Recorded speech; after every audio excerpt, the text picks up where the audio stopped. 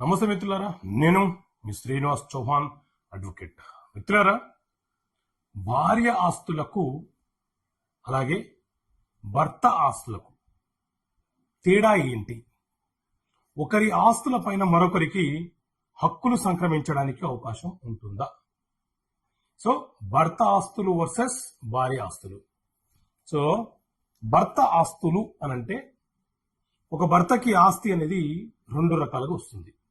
ఒకటి తాను కష్టపడి సంపాదించుకున్నటువంటి ఆస్తి, రెండు అతనికి వాళ్ళ తాతల నుంచి వచ్చినటువంటి వారసత్వపు ఆస్తి. భర్త తను కష్టపడి సంపాదించుకున్న ఆస్తి తన పేరు మీద రిజిస్ట్రేషన్ చేసుకొని ఉంటే ఆ ఆస్తి మీద అతనికే పరిపూర్ణమైనటువంటి హక్కులు ఉంటాయి.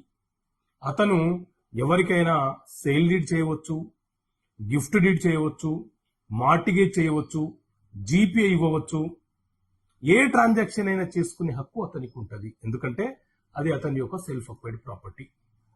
అదే భర్తకు వారసత్వంగా వచ్చినటువంటి ఆస్తి ఉన్నదనుకోండి, అప్పుడు అతను తన మేజర్లైన పిల్లల యొక్క అనుమతి లేకుండా తనకు తానుగా అమ్మడానికి కుదరదు, చెల్లుబాటు కాదు. ఎందుకంటే ఆ ఆస్తి మీద అతను హక్కుదారుడు కాదు.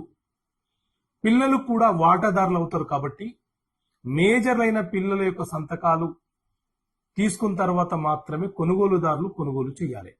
లేకపోతే వాళ్ళు భవిష్యత్తులో పార్టీషన్ సూట్ వేసే అవకాశం ఉంటుంది. భర్త ఒకవేళ ఏదైనా ఒక ప్రాపర్టీ ఇష్టపూర్వకంగా భార్య పేరు మీద కొనుగోలు చేస్తే అది భార్య యొక్క సొంత ఆస్తిగా మారిపోయే అవకాశమే ఉంటుంది.